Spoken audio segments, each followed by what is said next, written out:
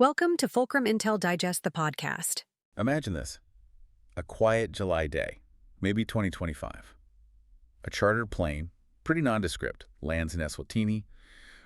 No big announcements, nothing in Parliament, just arrives. Okay. But who's on board? 5 men, convicted of serious crimes back in the United States or from Vietnam, Jamaica, Laos, Cuba, Yemen. Wow, quite a mix. Exactly. And here's the real head-scratcher, the thing our sources are really emphasizing.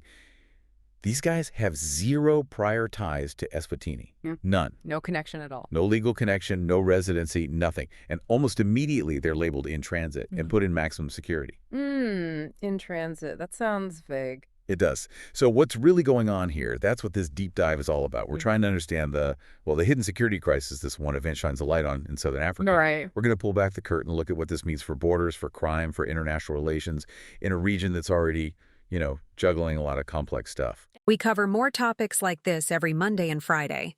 So if you'd like to stay up to date, click the subscribe button and give this video a like. Now let's jump in. And it's fascinating because our sources, they describe that supposedly quiet day as like a lightning flash in a storm. A lightning flash, I like that. Yeah, because it suddenly reveals these underlying patterns of power, sovereignty, vulnerability, things that really need our attention. This isn't just local news. No. It links straight to global policy, regional stability. And honestly, you really want to understand the implications here because these kinds of dynamics, they ripple outwards. Okay, so let's get right into the specifics then. July 2025. 5 convicted criminals, 5 different nationalities, flown straight from the U.S. to Eswatini, chartered plane. And the key thing, the detail that makes analysts sit up and take notice, no prior connection to Eswatini. None whatsoever. And then bang in transit, maximum security. Right.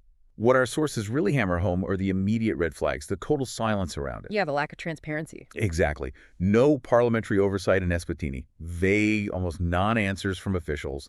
It just screams irregularity, doesn't it? Something happening outside the usual channels. Oh, absolutely. And if you look at this from, let's say, a realist viewpoint, where nations act mainly in their self-interest. Oh, yeah. This looks like a classic power move by Washington, a way to deal with politically tricky individuals by, outsourcing the liability. Outsourcing liability. Yeah, think about it. They avoid messy repatriation talks. They sidestep potentially loud deportation fights back home. But it really makes you question the international norms, right? What does it mean when a major power can just quietly move people like this to a smaller state? Is accountability being redefined on the fly? That's a huge question. And if it is outsourcing liabilities, our sources suggest this isn't just about managing dangerous people. It feels like setting a precedent. A worrying precedent. Yeah, for international accountability, or maybe the lack of it. Because this Eswatini thing, it's not a one-off, apparently. No. Our sources describe a broader U.S. policy, the ability to deport convicted individuals, people who aren't even citizens of the receiving country, to basically any nation that agrees to take them. Which has massive implications. Huge. So why? Why would the U.S. do this? What's the driver? Well, sources point to, frankly, domestic politics. It's a way to get potentially difficult individuals out of the public eye, avoid those messy internal debates, the legal challenges. Okay, keep it quiet. Exactly. Imagine the headlines, the court battles. This offers a much cleaner, quieter path for Washington. And for a country like Eswatini, well, maybe these deals look good initially. How so? You might be talking potential aid, diplomatic points, something beneficial. And crucially, it happens without much media fanfare. So on the surface, maybe it seems like a win. I can see the appeal, especially for a smaller nation maybe feeling pressured. But you mentioned challenges, particularly for South Africa.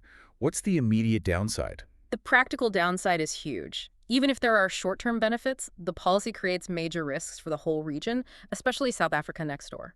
You're hosting people with violent histories, but without clear legal grounds, without public knowledge, without a real long-term plan for them. It's, our sources call it a recipe for instability. A recipe for instability. Yeah, and it chips away at what legitimate governance even means, When major decisions happen in these quiet back channels, bypassing scrutiny, it sort of normalizes sidestepping the rules.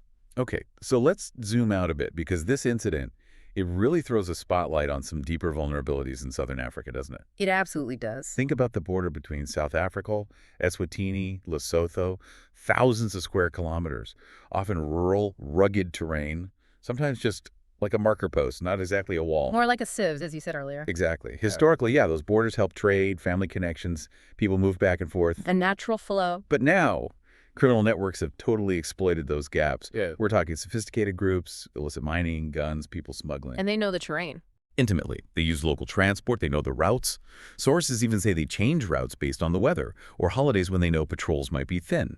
Imagine trying to police that. It's a nightmare for enforcement. And the response is often, well, reactive, not proactive. Short bursts of activity, not sustained effort. Right. And then you add the fragile institutions within Eswatini and Lesotho too.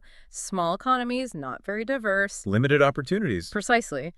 And their prisons, seriously overcrowded. We're talking maybe 170% capacity, sometimes more. Very little funding, not much oversight, hardly any rehab programs. So what happens? Well, sometimes authorities use early release, conditional release, basically emergency measures to ease the crowding. But if that's not paired with proper surveillance, support, post-release tracking, Right. well, you create blind spots. Big ones. Meaning people can slip through the cracks. Exactly. Individuals with violent pasts, maybe gang ties, they can move across those porous borders relatively easily. And they become prime targets for recruitment by existing criminal networks in the region. Okay, so back to the Eswatini transfer. The secrecy. The fact that the IOM, the International Organization for Migration, who you'd expect to be involved, denies any part in it. Which is telling. The total lack of paperwork, parliamentary records, it all points to really significant weaknesses in governance. Right? Definitely. Weaknesses that compromise sovereignty and basically invite instability. It's a huge red flag. So what does that actually mean day to day when legal frameworks get bypassed like this, even for what seems like practical reasons? Well, our sources argue it erodes public trust, fundamentally. And it starts to change what sovereignty even means. If a state can't fully control who comes in, who goes out, how they're managed, its authority is weakened. And it's not just theory. Our sources give a stark warning. A 2023 incident from a place they call the Borderland Republic, a hypothetical case study, basically. Okay. This country took in foreign prisoners, again with no clear process. Within weeks, 2 escaped, and 1 was later involved in a kidnapping nearby. It's a chilling example of how a supposedly discreet deal can blow up into a real cross-border crisis. Crime, police stretched, political fallout. It really underscores the hidden costs, doesn't it? The cost of this kind of international convenience. It does. And our sources actually use something called a frequency and impact matrix. It's a tool to sort of weigh the likelihood versus the severity of different outcomes. Right, helps prioritize risks. Exactly. And based on the Eswatini incident, they outline 3 critical scenarios for regional security. Okay, what are they? Scenario 1, moderate likelihood, but potentially very high impact. This is where 1 or more of those transferred detainees slip away and get into South Africa. Okay. The warning is they could join illegal mining gangs, maybe provide muscle or even technical skills. This wouldn't just be individuals committing crimes. It could actually escalate the level of organized violence, bring in new expertise. Making a bad situation worse. Precisely. Scenario 2, maybe a bit less likely, but still a real risk. This involves domestic unrest inside Eswatini if the public becomes widely aware of this deal.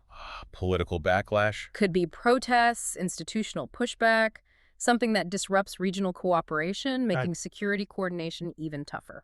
Okay. And the third... Scenario 3. This one starts with low probability, but it's strategically huge. It's the risk of these secret third country transfers becoming, well, normalized. Just the way things are done. Yeah, it's insidious. Each quiet deal chips away at the rule of law, especially in smaller states. It undermines regional norms, potentially paving the way for more authoritarian approaches, eroding legal frameworks across the board. Wow. So what starts as maybe a prison management issue or a legal loophole suddenly looks like an existential threat to regional stability. That's a stark picture. So given all these vulnerabilities, what can actually be done? What do the sources suggest? They outline some pretty rapid layered responses, things that need to happen quickly. Okay, like what? First steps. First, immediate intelligence work. Biometrics, fingerprints, facial recognition run against global databases. Yeah. Check for aliases, pass links to crime syndicates.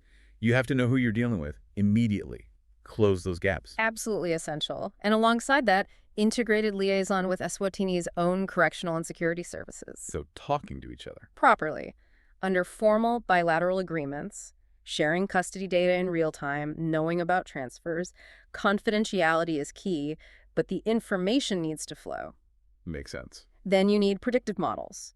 Using geospatial intelligence, think satellite data, mobile signal patterns, sensors, informant reports from border zones to figure out the most likely routes people might use to cross. Trying to get ahead of movement. Exactly. And crucially, watch the money. Monitor financial transactions, sudden spikes in cash flow, remittances in known mining areas, or criminal hotspots. Those could be signals. Following the money. Okay, so that's the immediate intelligence side. What about the bigger picture diplomatically? Diplomatically, our sources are clear. South Africa needs to step up and lead within SADC, the Southern African Development Community. Take charge regionally. Proactively, yes. Yeah. Push for a mandatory framework for these third country deportations. Clear rules. What are the legal requirements? What proof of repatriation efforts is needed? Human rights standards. Reintegration plans. Define it all. Fill the vacuum where these secret deals are happening now. Precisely, because this is why it should matter to you, listening right now.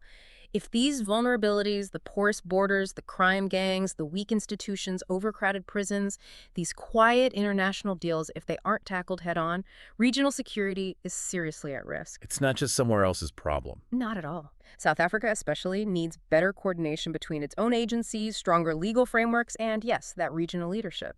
It's about preventing these signals from becoming full-blown crises. So what we've really unpacked today is this incredibly complex web. A single quiet event reveals so much about global power, regional fragility, the very nature of governance. This Eswatini transfer, it's not just about 5 men. It's a window into how international security and crime intersect in ways that affect us all, often unseen. Absolutely. And this moment, this revelation, it could be pivotal. If handled right, it's a chance to strengthen the rule of law, boost transparency, improve cooperation in Southern Africa. But if the opportunity is missed, then these threats could become entrenched, escalate from worrying signals to undeniable crises with unpredictable consequences for the whole continent. which leaves us with a really provocative thought, doesn't it? If a transfer like this, with such significant implications, can happen so quietly, completely under the radar, what other discrete arrangements might be reshaping our world right now? And how might they eventually impact you, without you even realizing it? Keep observing, keep questioning.